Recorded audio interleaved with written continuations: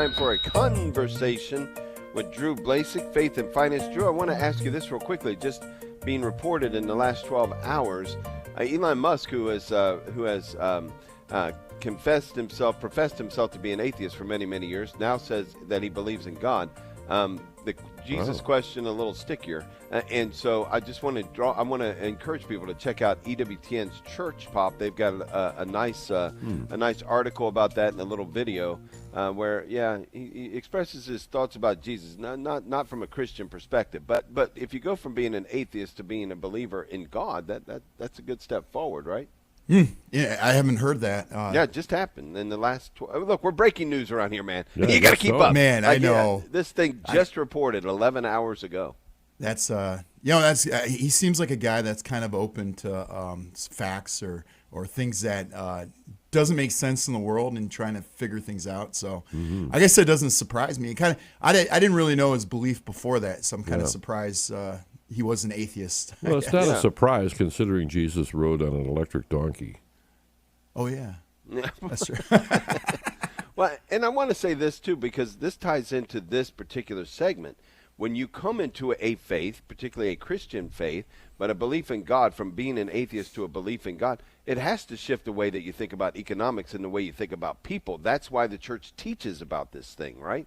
Well, you would hope so. Kind of my journey down learning about Catholic economics, and as you probably know as well, there's a lot of Christians out there that just have more of the mindset of the American economic system and not thinking about other things. So I don't know. Hopefully that does change your economic worldview. Right.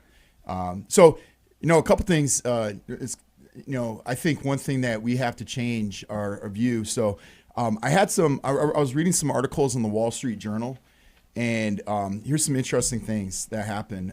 If you guys seen Oracle really made what's his name, Larry Ellison. He's like this. Yeah. He was the wealthiest man in the world, and then Musk will overtake him. They kind of go back and forth. And I think Musk is they kind of go in the billions every day, kind of switch. Yeah. The stock plunged by 11%. I don't know if you guys heard this. This is kind of, and it caused the entire tech industry to go down. It's the worst drop since January's tech sell-off after the company revealed much higher than expected spending on artificial intelligence infrastructure. Wow. So this is really interesting. It's kind of going to go into like what you were saying about how do you view economics. Investors fear that Oracle is pouring tens of billions of dollars into NVIDIA chips, networking equipment, and data center build-outs, which is that we talked about here before. If they build a data center in your area, you're going to be paying the cost of that energy. Before it can prove that it has long-term AI hosting contracts to generate durable profits. The company spent $12 billion in capital expenditures last quarter, more than an analyst expected, and more than Oracle generated in operating cash flow. Wow. So I guess this is my point. And I interviewed someone who wrote the last night, E. Michael Jones, about the book of capitalism. It was very interesting. I was getting his perspective on things, and I said, "What should Catholics invest in?" And this was his point. Was he said we should invest? And I was kind of thinking about this all night and this morning. Invest in labor, and I was thinking about the documents that we read, like we're in Navarum. Christ redeemed labor and work. And we think too much. Usury is when you try to gain profit from an asset without any work, without any expense, without any risk. And now he thinks you could invest in the stock market. I really believe that we should consider like taking our money, investing in our actual labor, our work, gain a trade, learn a new skill. And that kind of goes into what Oracle is. So what is the purpose? If I had to ask you this, Dave, what's the purpose of any investment? What should you be looking at? What makes something worth something? If I had to ask you that question. Well, I mean, I would assume, again, if we're talking about it from our own faith perspective, it's that it raises the dignity of the person who is able to do that work and provides an opportunity for them to care for their family and for themselves. So that would be based on, if I invest in something, what cash flow would it produce into the future? So if I'm investing in something that has no ability, like if you're going to go to school and you're going to go into basket weaving, They have gender study. They have these things that don't produce a cash flow. It might not be a good investment into your labor.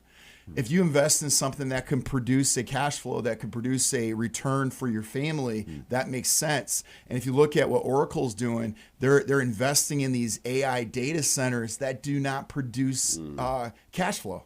And that's what's causing this massive bubble. And people are saying, wait, is this really a productive use of their assets? And so even though I love the answer is we should invest in our labor, I think investing in a company that we're not even looking into use our talents in, I don't know if that's the great way to do it. It's more speculation, right? I'm going to buy NVIDIA chips because I think it's going to go up in value. And so I kind of want to encourage people, how can we as Catholics and think about the skills that you have to really invest in something that you can work for and it can gain a profit for you and your family? Because the Catholic Church has always taught that to live a virtuous life, you can't live in poverty. Like you can't be starving. You have to produce something to live in a virtuous life. So it's so important to, is that worth it? We can't go in debt for something because I think that sounds fun to learn. And even in the public sphere, let's say education, should the state of Ohio be investing money into state universities into a degree that does not produce anything for people? Right? We should look at engineering. We should look at, like, I'm big into finance. I think that's a really good degree. Does it produce a cash flow for you into the future? And if it does, we should invest in it. Yeah, I like it. And look, we're starting to see this. There's rising up of other opportunities from an educational standpoint regarding careers that do provide a living for people, right? We got so askewed for so long, but now people are thinking, look, if I'm going to put, the cost of education has gone way up. If I'm going to put $150,000 into this thing, I want to be able to make a living afterward. Yes, I think that's so important. And then for the human dignity to actually work and make a living and where you can provide for your family is so important. And I just think that we as investors kind of look at speculative investments rather than does it produce a cash flow? And I think that's the question that we should ask. All this, the whole market right now, and that's the fear is that it's all based on speculation of AI. And AI has yet to show a productive return on investment. It has not shown it yet. And I think it's fun for me to send out an email. I can do it pretty quick. Like those kind of things are very productive. But for companies, what they're doing and what it's going to do to energy costs is going to be very high because it's going to consume so much energy for the local person. Who's going to suffer the most are the middle income and the poor because they cannot pay for that. And then the government's going to have to subsidize it then. So it's going to get into that welfare state rather than working with labor, producing something and paying your own way. You always make so much sense. And dollars, too. Let's just be clear. It's not only cents. There's dollars involved. Well, and people are looking at, silver's through the roof, so maybe, hey, let's rush and invest in that. Hey, it's $1 billion for the Powerball. Let's buy a bunch of tickets. That's what a lot of people think. I think gambling's such a bad thing. Oh, absolutely. Amen. Well, Drew, a little faith in finance. We all need that, and thank you so much for providing it once again. Hey, thank you. And tell your children we miss seeing them. Yeah, Hannah was not up this morning, so. Now, I do want to say this about gambling. Look, everything in moderation according to the church, but here's the thing. If you buy that Powerball ticket and you win, we're very much in favor of you sharing some of that with us. So just to be clear here, so we won't go too far. Drew Blazsik, ladies and gentlemen. Yes, finance professor extraordinaire. Thanks, Drew. Have a great day. Thanks, Drew. Thank you.